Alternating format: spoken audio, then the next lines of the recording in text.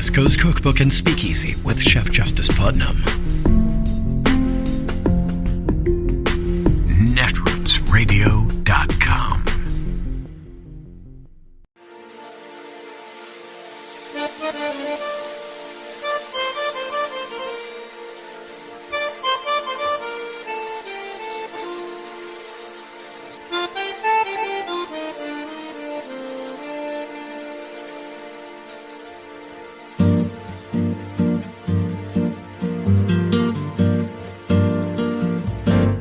Je voudrais du soleil vert, des dentelles et des théières, des photos de bord de mer, dans mon jardin d'hiver. Je voudrais de la lumière, comme en Nouvelle-Angleterre. Je veux changer d'atmosphère, dans mon jardin d'hiver. Ma fleur sous la pluie de novembre, tes mains qui courent, je n'en peux plus de t'attendre. Les années passent, il est loin, là je tombe. Nul ne peut nous entendre.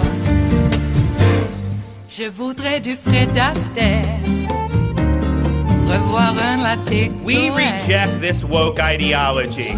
We will never surrender to the woke mob. Florida is where woke goes to die.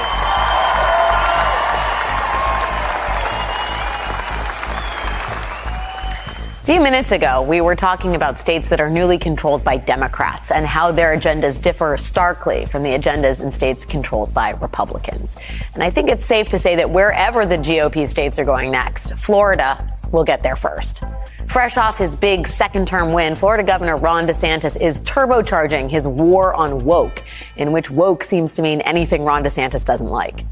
DeSantis goes after all kinds of things for being woke. College basketball, Ben & Jerry's ice cream, Disney, even math textbooks. And now he is slamming professional hockey. The NHL recently announced a push for more diversity in its ranks. Its workforce is over 80% white, and its players are over 90% white.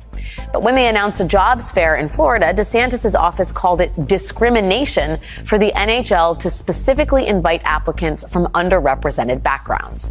The NHL folded and removed the job fair posting. So congratulations if you had keeping hockey white on your bingo card of Ron DeSantis' second-term priorities. But it is Florida's schools and universities that its governor is really trying to refashion an anti-woke image. DeSantis has just packed the board of Florida's most progressive public college with hand-picked allies. He's aiming to turn New College into a conservative Christian school. These new board members include Chris Rufo, who's orchestrated the right-wing attack on critical race theory. And Rufo is straightforward about his goals. Quote, "We have successfully frozen their brand, critical race theory, into the public conversation and are steadily driving up negative perceptions. We will eventually turn it toxic as we put all of the various cultural insanities under that brand category."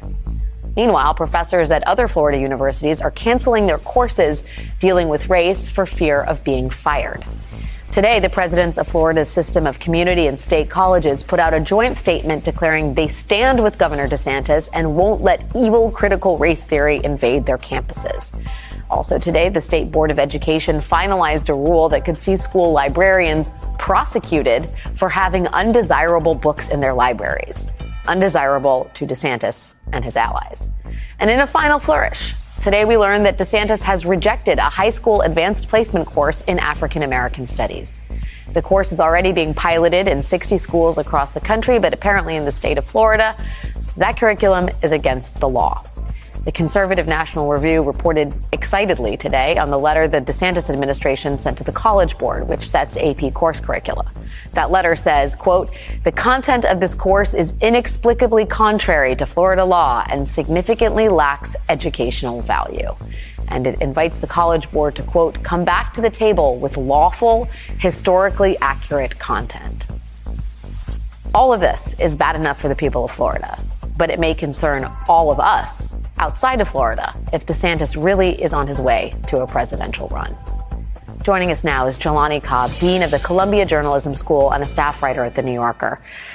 Dean Cobb, Jelani, thanks so much for being with us. And I think there's really no better person to put in perspective how damaging this agenda is in terms of education and higher education. Can you give us your thoughts on the moves that the DeSantis administration is making to censor the teaching of history and race in this country? Sure. Well, there's a very practical point to this. Like, they're trying to eradicate the history of the civil rights movement, among other things. Weirdly enough, the civil rights movement is what made it possible for those universities to be so prominent in the first place. That the quiet part of this narrative is that certainly black people in the South benefited from the civil rights movement. The second biggest beneficiaries of the civil rights movement were the Southern business class at its universities. It's chambers of commerce that were hoping to modernize the South, which was viewed as an economic and intellectual backwater by much of the country. And so in this march backward to make this heavy-handed diktat about what can be taught and what can't be taught, you're literally pushing these institutions back into the past. So good luck with attracting world-class faculty and keeping them there. Good luck with attracting the top students. Good luck with maintaining the rankings that make these universities in the South competitive in the first place. This is a kind of rearguard march with maybe the people who are in those crowds cheering, but none of those people are going to be responsible for what happens when their universities start cratering in terms of their prestige and the regard in which people view them. I just wonder if this isn't, it seems, at least from the support that DeSantis receives in certain corners, it's part of this obsession with turning back the clock, as you said, not just in the civil rights era, but the sort of the intellectual flourishing of ideas that happened in higher institutes of higher education in the 60s and 70s, and the sort of, bringing a more inclusive, progressive view to the ways in which we understand both, the canon and history and a number of other things. And the right seems to be very preoccupied with that. It's like they lost the culture war writ large, so they're going to wage it in the halls of education. And my concern is there are Republicans all over the country that look at what Ron DeSantis is doing and say, hey, I want to do that in my backyard. I want to do that in my state. I want to bring that kind of curricula to Wisconsin or other parts of the country where there is, or Virginia, where you have Glenn Youngkin, the governor, who's expressed support for this kind of stuff. Does that concern you? Apart from what it does to the university system, what about the general public in these states? Sure. It has negative implications all over the place. And one of the bizarre ironies of this situation is that when Ron DeSantis, in denouncing the AP course, he used the language of saying that this was discriminatory, that studying these subjects would be discriminatory and implicitly discriminatory against white people. The weird thing about that, the really, really weird thing about that is that people who are scholars of critical race theory will tell you that the theory basically holds that in a society that is as racially riven as this one, people will use anti-discrimination tactics in order to further the cause of actual discrimination. So in short, Ron DeSantis is practicing critical race theory and doing exactly this. He's validating the theory in these actions. But the implications of this are all over the place. And the last thing that I think that's really important to note is that the kind of protections that we have and the academic freedoms that we have in this country are overwhelmingly a product of what happened during the Cold War and the McCarthy era. Another point at which we saw heavy-handed attempts to try to dictate what people could and could not learn, people being prosecuted, people losing their jobs for teaching facts that were accurate but uncomfortable. And so we're yet again having a march backward in the pages of history. I wonder wonder if you look at this, sort of holistically in terms of the Supreme Court taking up affirmative action and this movement we now see that suggests that efforts to diversify bodies, whether they're school bodies, whether they're corporate boardrooms, whether they're the NHL, are fundamentally anti-white and that they are reverse discrimination. That theory, while fringe, now seems to be more widely accepted than at any time since I have been alive. Is there any way to turn back the wheel to get back to sanity as far as what we're talking about when we're actually talking about diversity? Sure.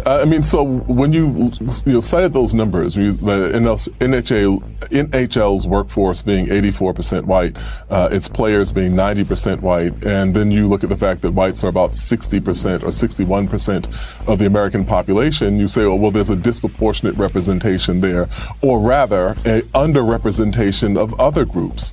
So to frame the efforts to diversify as discriminatory are in effect saying that you want to uphold the kind of discrimination that has already resulted in people being so poorly represented in that one area. There are lots of other areas of American employment and universities and so on that we could find those same sorts of statistics about.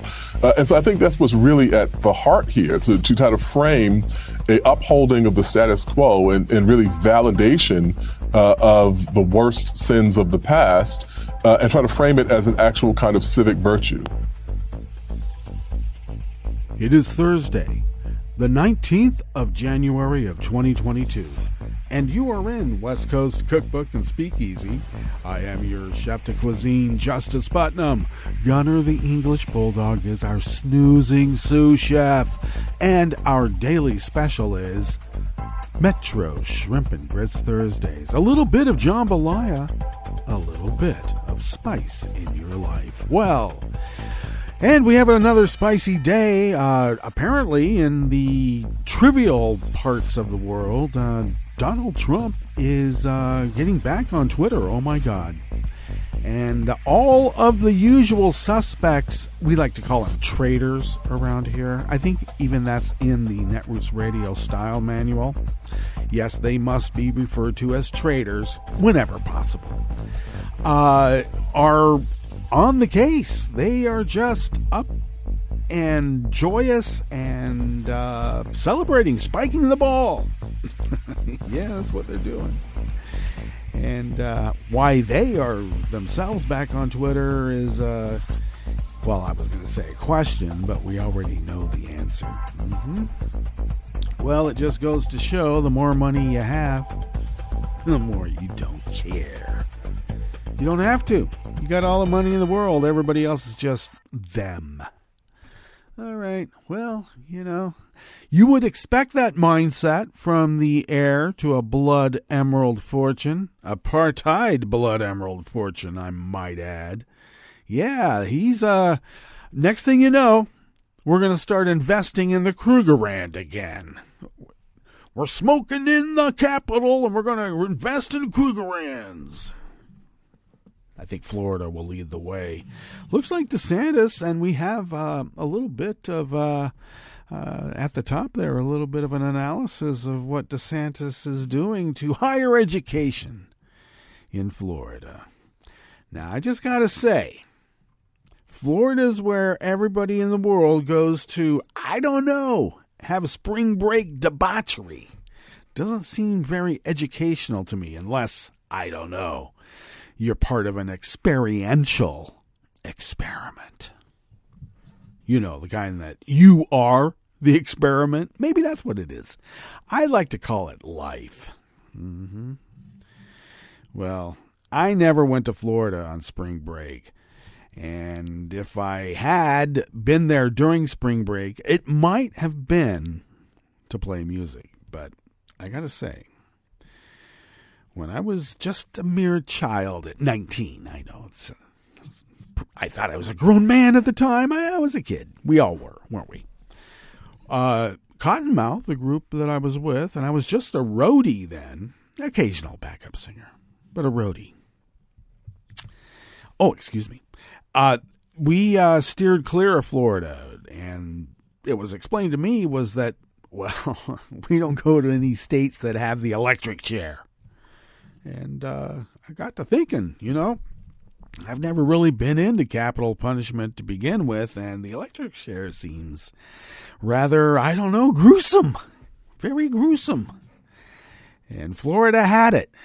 And it seemed they kept saying they were the sunshine state. I looked at them as the electric chair state.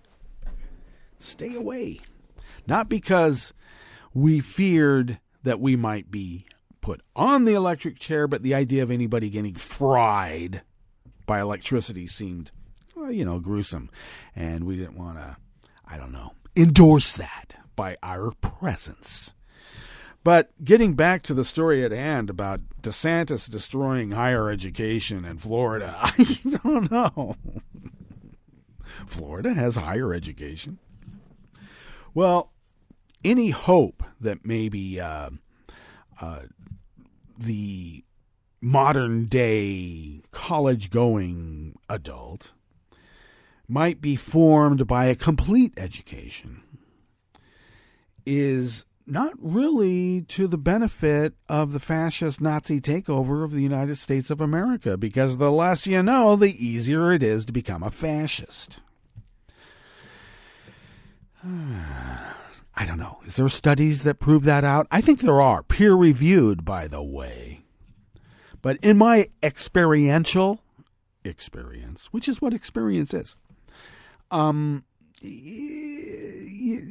this is very, very resonant with things that have gone on before. Right here in the good old USA, everybody needs to be reminded that Nazism in very many ways modeled their ideology, or is it ideology? Their modus operandi after our own eugenics movement, and how we got rid of, you got it, the American Indians. Get rid of them. And we did.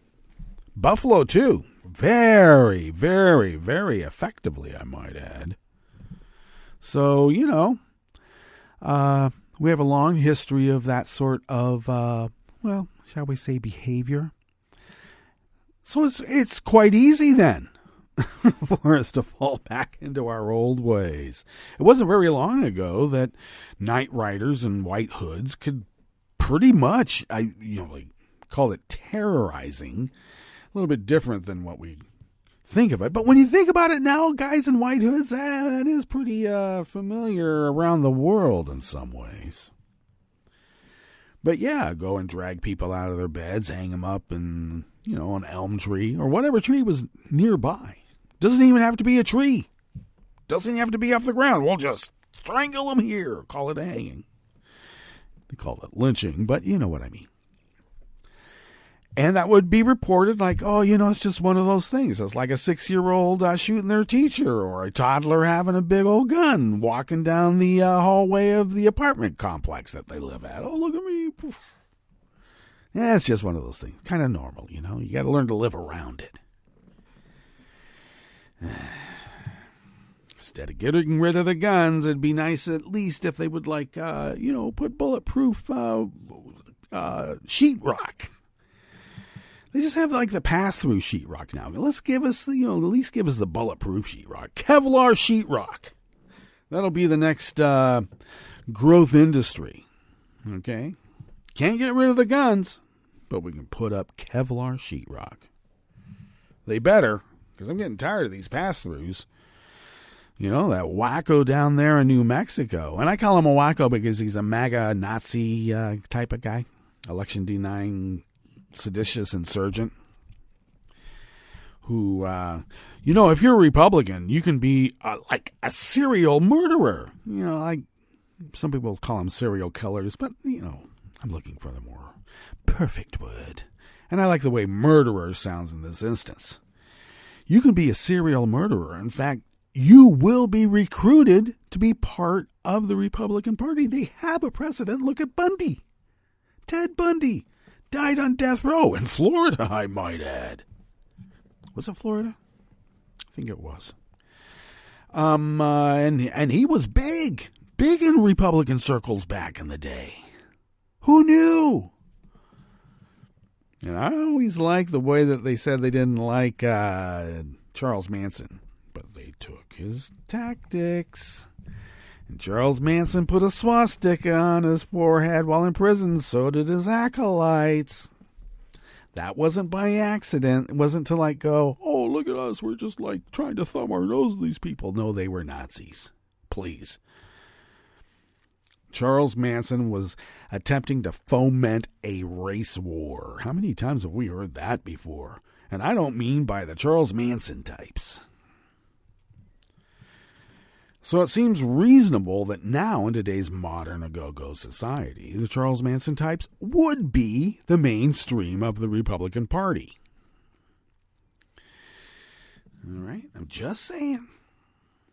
Took all the good of what we wanted in terms of like being hippies and being upfront and honest and all that BS, and now they're just being upfront and bullying. I'm going to tell you exactly how I feel, and if you don't like it, too bad. I'm going to goose step all over you. Undesirables not allowed. All right. So I'm just expecting that the next big movement in Florida higher education is to bring, I don't know, faculty from around the world that are teaching eugenics. The modern blitzkrieg. Yeah, we got to, you got to update your military. Cyber war blitzkrieg. That'll be taught in Florida schools, I'm sure. Really. How to spot and mark a liberal. Are we going to get big old L's on our chest? Are we? Nah.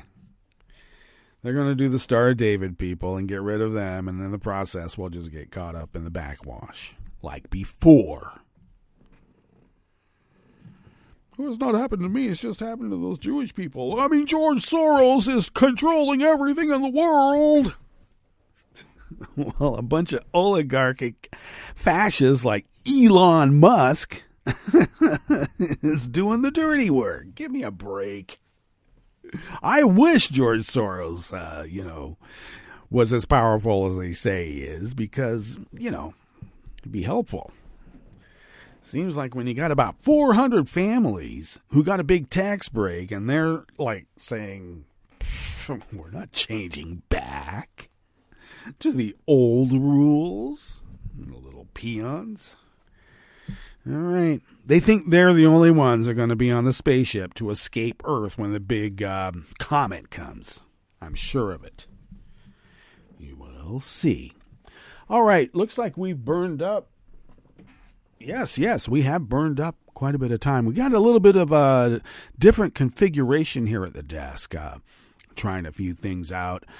Going to get a multi-port hub so that I can get some displays, get a mouse working, and a few other things, too, that we find are integral to the running of this powerhouse of resistance that we call Netroots Radio. So the microphone and all that setup is a little bit different, but where I monitor the microphone and a few other things, I have to actually turn in my chair. So if my voice goes fading out like I'm turning away from the mic, well, it's because I'm turning away from the mic. All right, there you go. All right, let us give you a rundown of what we have in store for you here as we begin in the Bistro Cafe of West Coast Cookbook and Speakeasy on this fine Metro Shrimp and Grits Thursdays. The DeSantis culture war on U.S. history threatens to backfire on Florida higher education. We just gave, we spoke a lot about that just recently, didn't we? On the rest of the menu, the State Department launched a new program dubbed the Welcome Corps that lets private citizens sponsor refugees in the U.S. No woman is expected to serve on the South Carolina Supreme Court for the first time in 35 years. And an election-denying GOP congressman under an active Department of Justice probe has been assigned to the House committee investigating Biden. Is he going to try to get his phone back? We'll see. After the break, we move to the chef's table where Belarus's main opposition leader denounced her trial as a farce. And fighting back tears, Jacinda Ardern announced that February 7th will be her last day as New Zealand's Prime Minister. All that and more on West Coast Cookbook and Speakeasy. Bon appetit.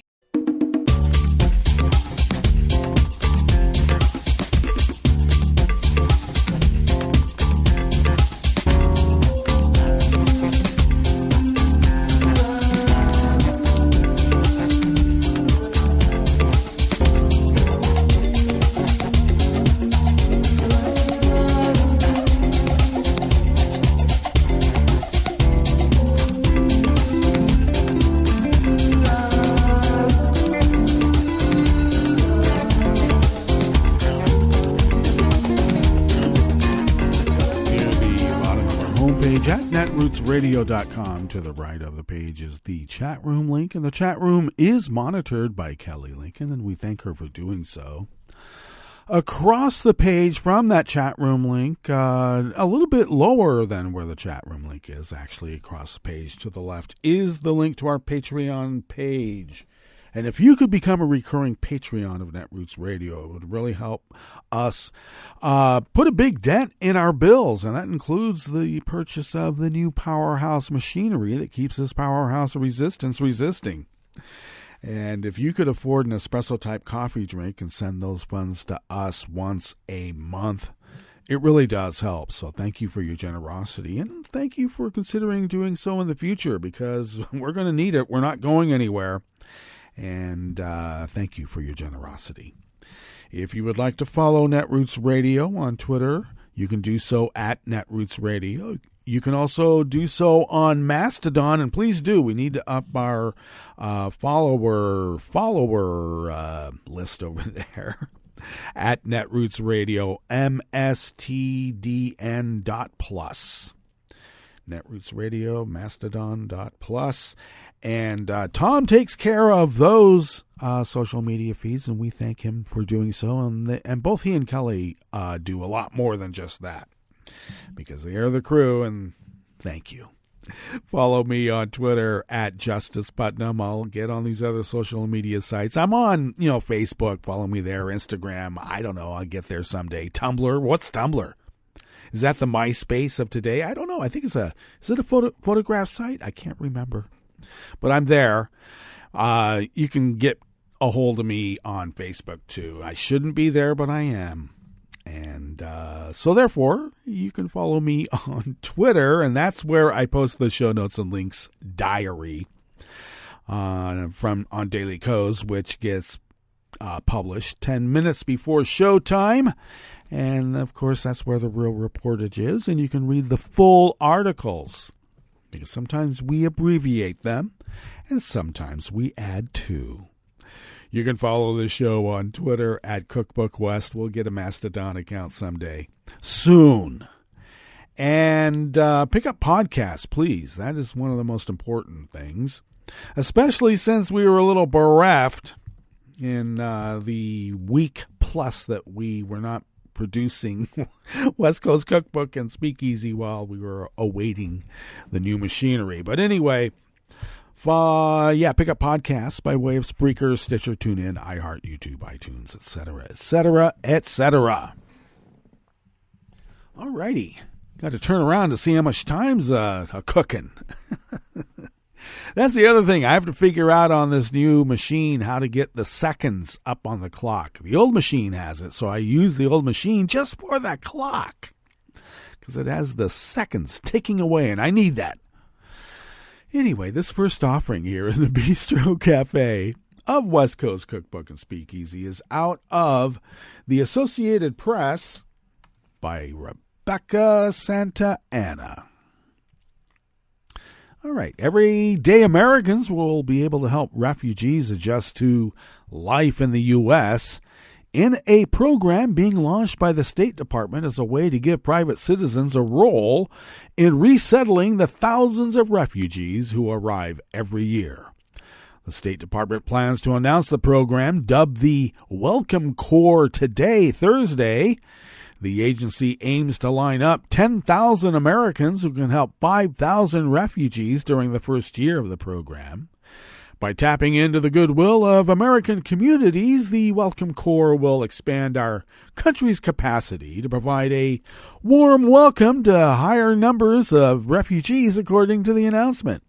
You know, when we moved to Oregon, in any number of places, there was a group called the Welcome Wagon, and they welcomed you into the community. It was really quite nice. The State Department has traditionally worked with nonprofit groups that specialize in refugee issues to help people from around the world when they first arrive in the country and face a dramatically different way of life. I would think so. Under the program being announced, 5 or more Americans would be able to form a group and fill this role as well. They would apply to privately sponsor refugees to resettle in America and would be responsible for raising their own money to help the refugees during their first 90 days in the country. Assistance would include everything from finding a place to live to getting kids enrolled in school. A consortium of nonprofits with expertise in refugee resettlement will help oversee the vetting and certification of people and groups who want to be private sponsors.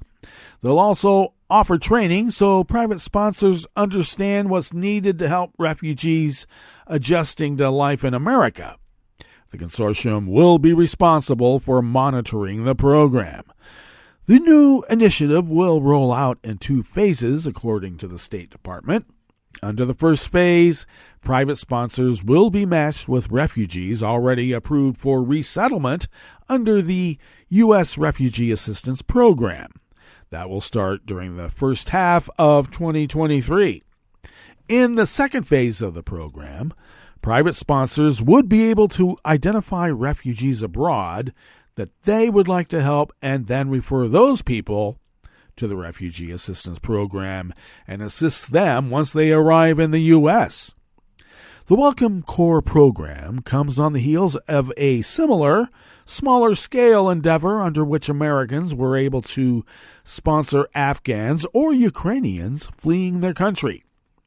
That program, launched in October of 2021, has helped just over 800 people coming to America through a network of 230 certified sponsors. President Joe Biden vowed in a 2021 executive order to restore the U.S. as the world's haven and called for private sponsorship of refugees.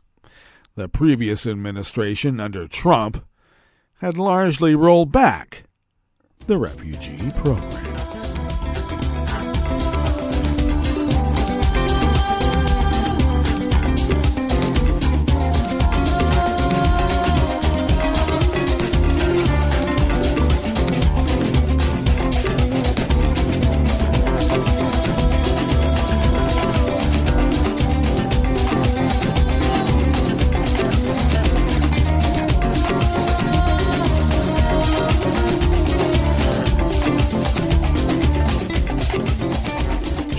Pollard of the Associated Press brings us this next offering here in the Bistro Cafe of West Coast Cookbook and Speakeasy.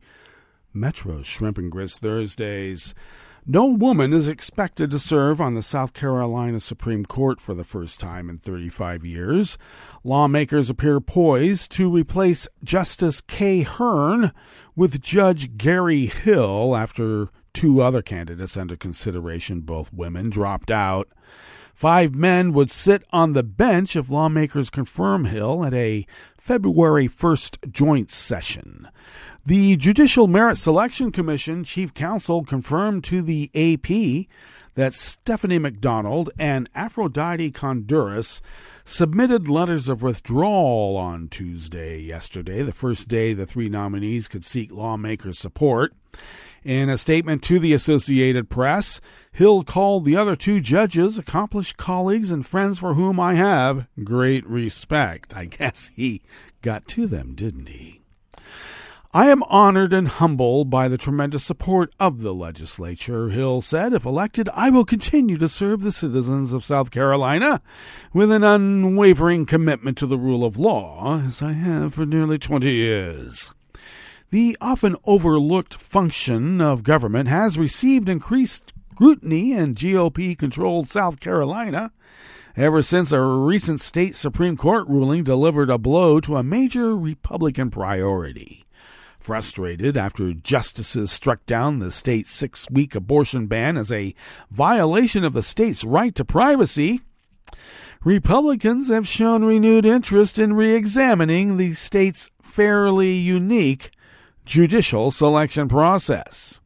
In most states, voters or the governor take the lead in choosing who sits on state courts.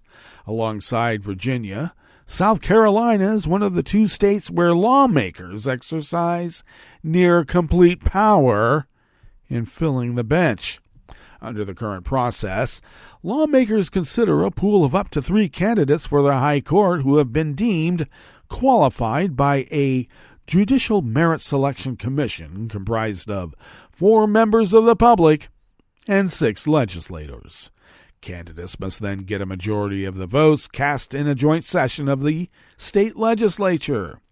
In the wake of the Supreme Court's narrow 3-2 decision, leading Republican politicians pledged more scrupulous candidate screenings. Governor Harry McMaster called for more transparent and accountable processes in his inauguration speech, and Senate Majority Leader Shane Massey said the abortion ruling has invited questions from lawmakers about judicial philosophy. So much for judicial independence now, huh? Representative Mike Caskey, a member of the Judicial Merit Selection Commission, said the commission evaluates qualifications and does not analyze philosophy. But Caskey said the recent Supreme Court ruling has definitely changed the approach taken by his colleagues in the General Assembly, who he expects to increasingly consider judicial philosophy when they vote on judges. The lead opinion in that monumental decision was written by Hearn during oral arguments over the state's abortion law this past October. She drew attention to her status as the sole woman on the High Court. Hearn, who left a vacancy after reaching the court's retirement age of 72, was only the second female justice in the court's history. She followed Jean Toll, who became the state's first female justice in 1988. When Toll was sworn in as Chief Justice in 2000, she invited her 2 daughters and 100 other women who said Toll inspired them. The number of women entering the legal profession rose over the course of Toll's career. She was the only one of a handful of women lawyers when she passed the bar in 1968, but one of 2,500 when she took over the High Court 3 decades later.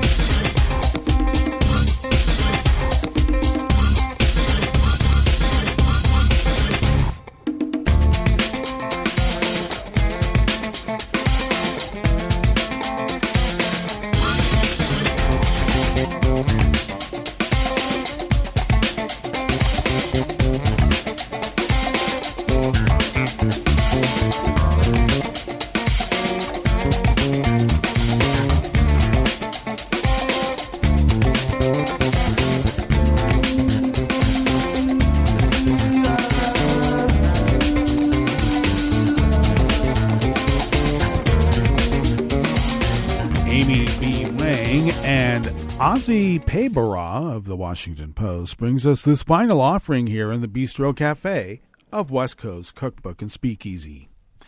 In his decade as a member of Congress, Representative Scott Perry of Pennsylvania has downplayed the severity of Puerto Rico's hurricane damage, refused to condemn QAnon, blasted coronavirus vaccine and mask mandates, and spread a baseless conspiracy theory about a Las Vegas mass shooting.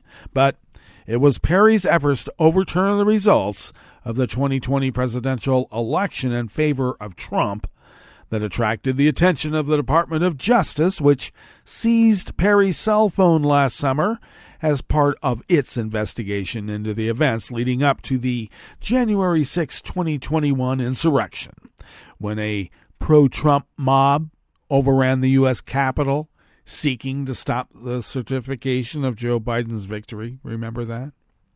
None of that prevented Perry from being named yesterday, Tuesday, to the powerful House Oversight and Accountability Committee, which in this reporter's opinion tells you everything you need to know about the Republican Party. Back to the article at hand. Now, along with several other of former President Donald Trump's staunchest and most controversial allies, the panel's new chairman, Representative James Comer of Kentucky, has made investigating Biden and his family a top priority, with implications for a possible rematch between Biden and Trump in 2024.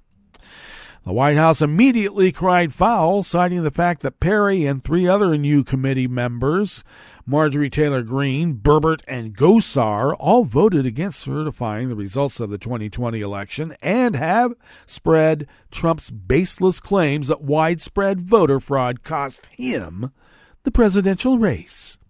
But Perry's assignment on the Oversight Committee in particular has triggered alarm bells for Democrats and governmental ethic experts, who warn of his unprecedented conflicts of interest as a witness in an active Justice Department probe into the January 6th attack, who now sits on a committee that may investigate law enforcement agencies that have conducted reviews about efforts to overturn the election. And in this reporter's opinion, which is actually a fact, Democrats always recuse themselves in any conflicts of interest, and Republicans have decided to double down and put the most massive criminal Nazi masterminds into the position where they have control of the levers of power. All right, you can read the rest of the article by going to the show notes and links diary that we have linked up for you. And why don't we now get to our break? And when we get back from that break, we will go through weather from around the world. And we will finish up with the stories that we have curated for you today. You are listening to West Coast Cookbook and Speakeasy. And we will be right back. You are listening to netrootsradio.com. Please hang up and try again.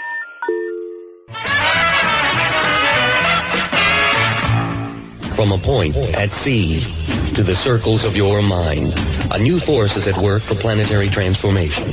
New radio for a new Earth.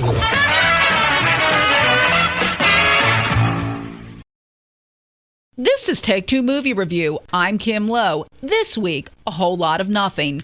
The Hanging Gardens of Babylon were one of the 7 wonders of the ancient world. Watching the film Babylon, it's another wonder that anyone ever greenlit this project and let an amazing cast of A-list talent go to waste. Directed by Damien Chazelle of La La Land fame, Babylon tells the tale of the debauchery of early Hollywood, namely the 1920s before the days of censorship and decency codes, and right around the time that movies were transitioning from silent into sound. It's based loosely on 3 actual film people during that time, particularly Nellie, an it-girl actress, Manny, an up-and-coming studio executive, and Jack, the hard-drinking, silent film idol who is finding the transition to talkies to be a bit harder than he envisioned. At just over 3 hours, Babylon is a sort of dark version of the beloved classic Singing in the Rain, only with lots of nudity, naughty behavior, and a defecating elephant, really, in the opening set piece, just to prepare you for what's coming.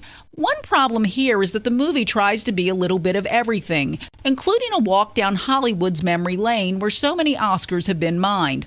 Ultimately, though, no Oscars here. This one's bloated, sensationalized, and at times even a bit dull due to its length versus actual content. If there's a bright spot here, it would be the outstanding performance of Margot Robbie as Nellie. In the end, though, it's hard to care about the fates of any of these characters because they are never really fleshed out beyond caricatures in the script. Sadly, unlike the Hanging Gardens it shares its name with, this Babylon is likely to be forgotten even by those who see it. This has been Take Two Movie Review. I'm Kim Lowe. Catch up with us at TakeTwoMovieReview.com and feed us back on our channel on YouTube.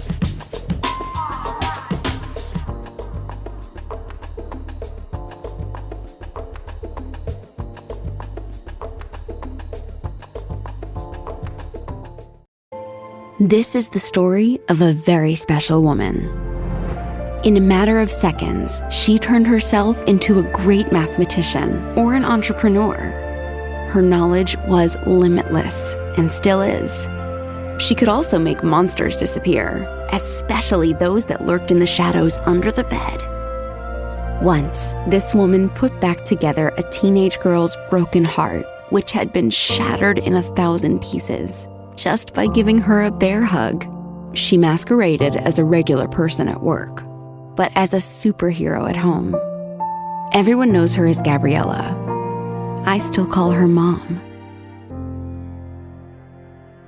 Your hero needs you now, and AARP is here to help. Find the care guides you need to help, complete with tips and resources at aarp.org/caregiving. A public service announcement brought to you by AARP and the Ad Council. Hi, it's Tom. Could we humbly suggest your donation to netrootsradio.com? All we've got to run this 24-hour powerhouse of progressive resistance radio is what comes out of our own wallets. And you are our biggest donor. And it doesn't take much, $3, $5. Just go to the bottom of our netrootsradio.com page and hit our secure donate button. Heck, you can even make a recurring contribution. So donate what you'd like at the bottom of our netrootsradio.com's homepage. Because you are our biggest donor. netrootsradio.com. Together, we are Resistance Radio.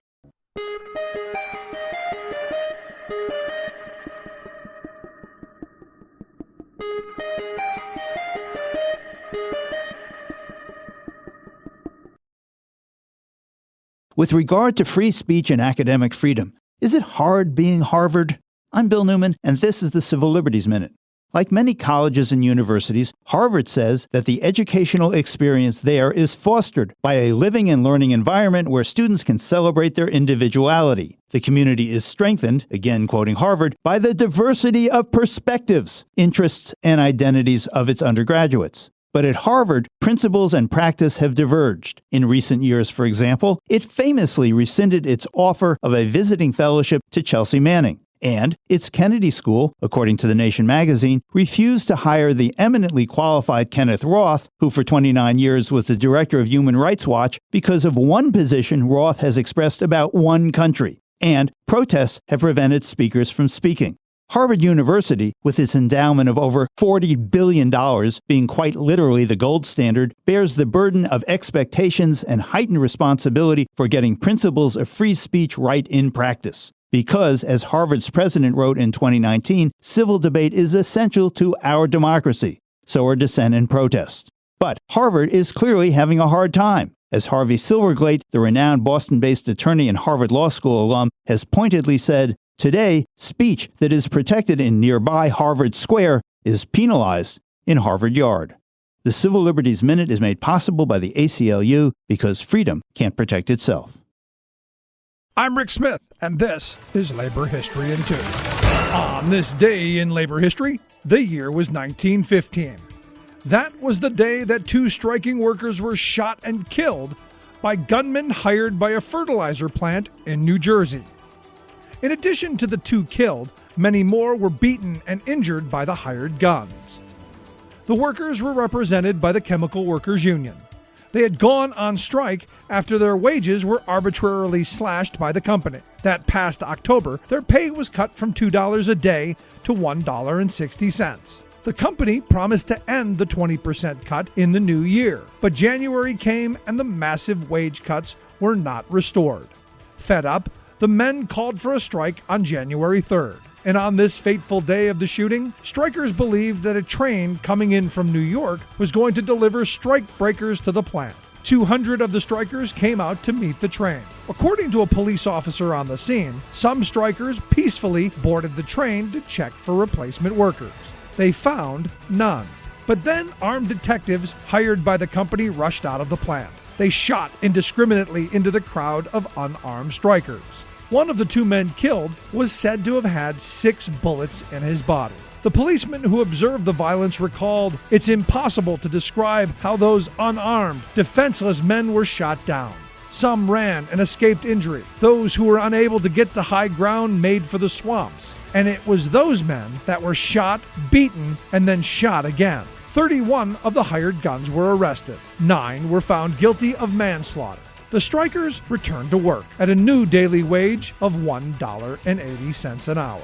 Labor History in 2 brought to you by the Illinois Labor History Society and The Rick Smith Show. For more information, go to laborhistoryin2.com, like us on Facebook, and follow us on the Twitters at Labor History in 2.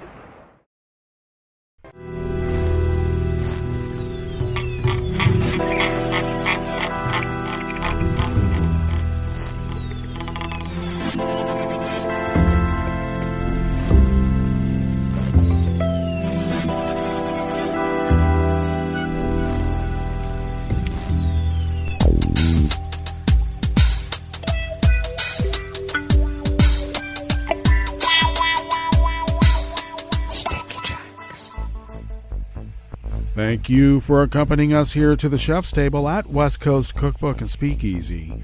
Metro Shrimp and Grits Thursdays. We always begin, whether from around the world, along the banks of the Rogue River and the Rogue River Valley of Southern Oregon, on the west coast of the continental United States of America, where it is currently 36 degrees Fahrenheit, expecting a high of only in the low 40s. We are under cloudy conditions and we'll have some partial clearing later on. Winds will be light and variable. A few passing clouds overnight, otherwise generally clear. Lows in the mid-20s. Winds light and variable.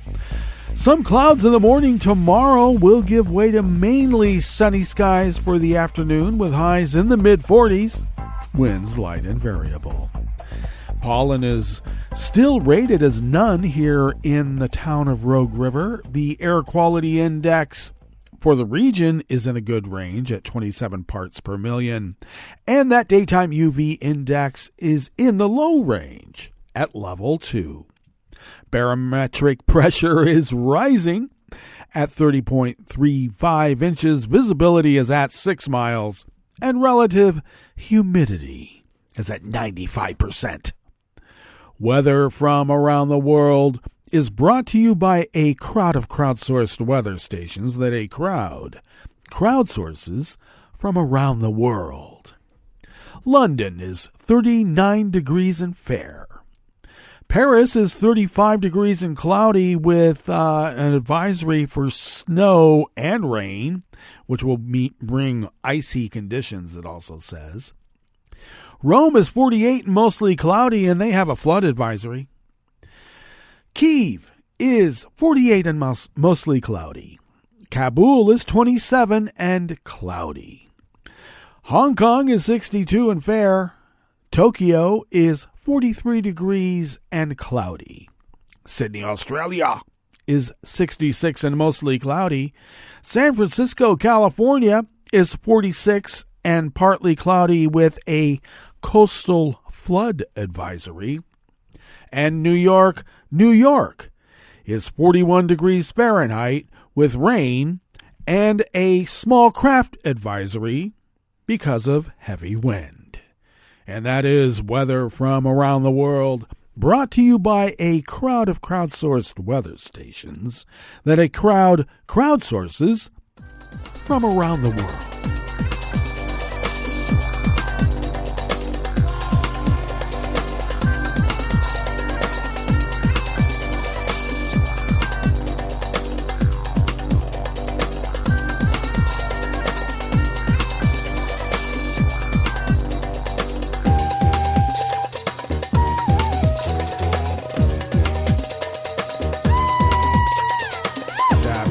Associated Press brings us this first amuse-bouche here at the chef's table at West Coast Cookbook and Speakeasy, Metro Shrimp and Grits Thursdays.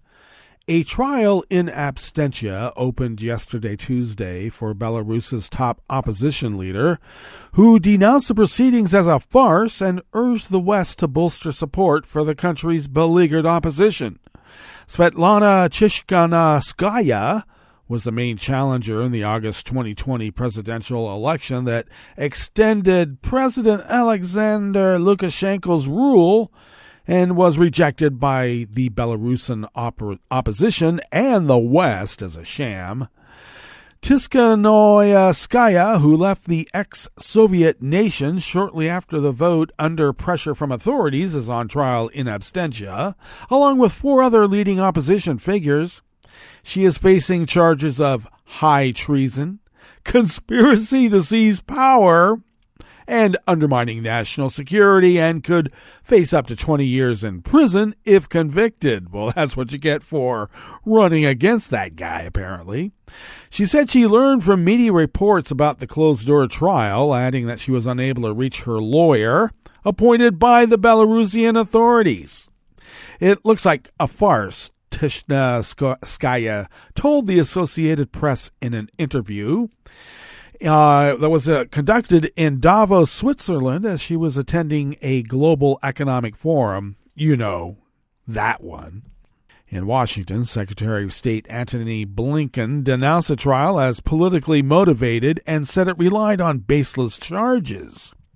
In December of 2021, Tsikhanouskaya's husband, Sergei Tsikhanouski, was convicted and sentenced to 18 years in prison on charges of organizing mass unrest and inciting hatred, allegations that he rejected.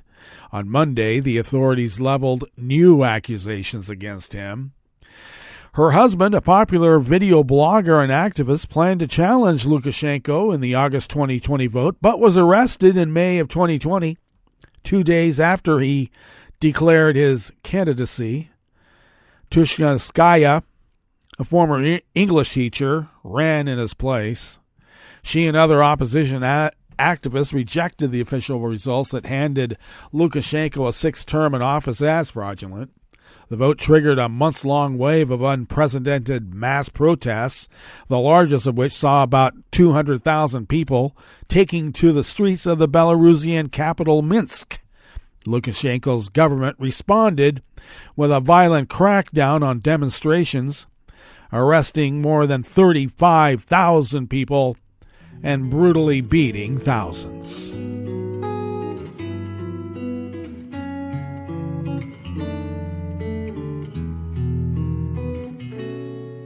Je te donne, c'est mon amour pour la vie entière.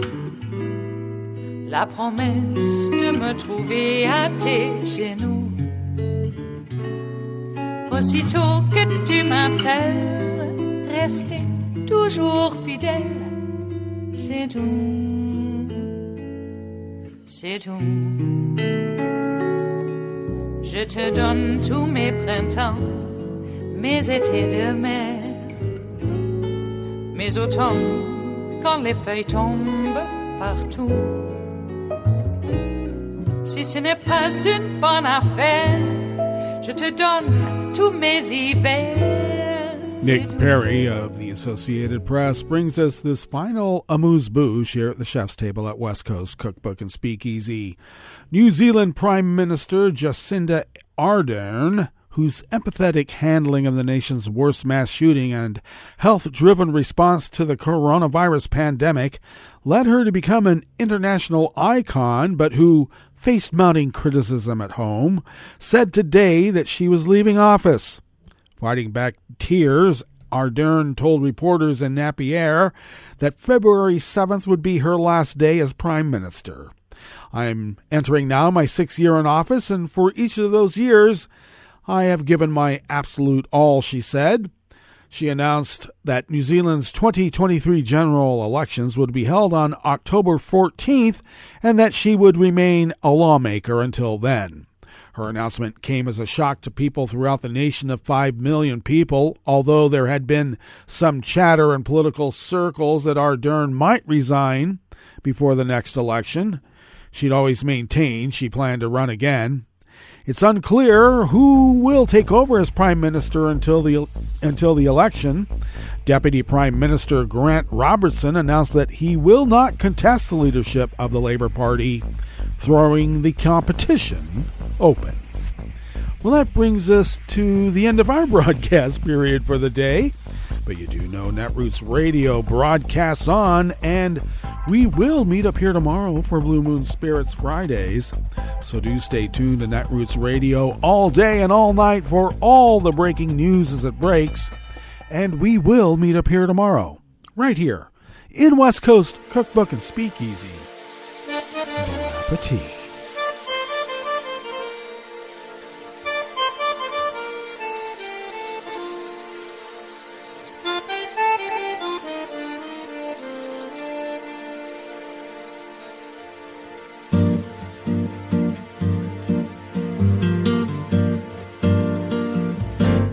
Je voudrais du soleil vert, des dentelles et des théières, des photos de bord de mer, dans mon jardin d'hiver.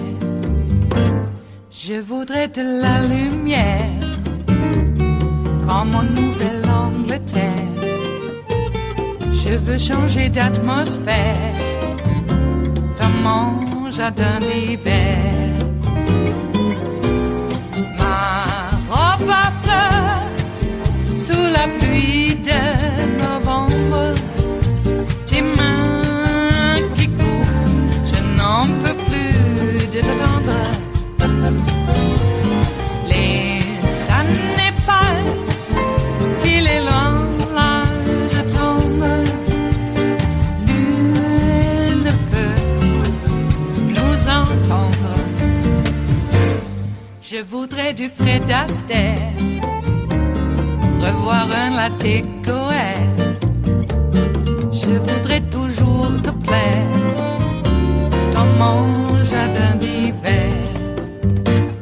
Je veux déjeuner par terre, comme au long de golfe clair, t'embrasser les yeux ouverts dans mon jardin d'hiver.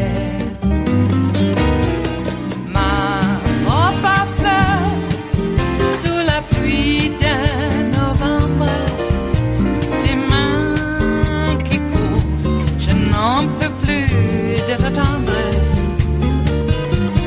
Les années passent, il est loin, là je tombe. Nul ne peut nous entendre. Ba-da-da-dum-di-da-dum. Ba-da-da-dum-di-da-dum. Ba-da-da-dum-di-da-dum. Dans mon jardin d'hiver. Ba-da-da-dum-di-da-dum. Ba-da-da-dum-di-da-dum. Ba-da-da-dum-di-da-dum. Dans mon jardin d'hiver. Dans mon jardin d'hiver. Dans mon jardin d'hiver.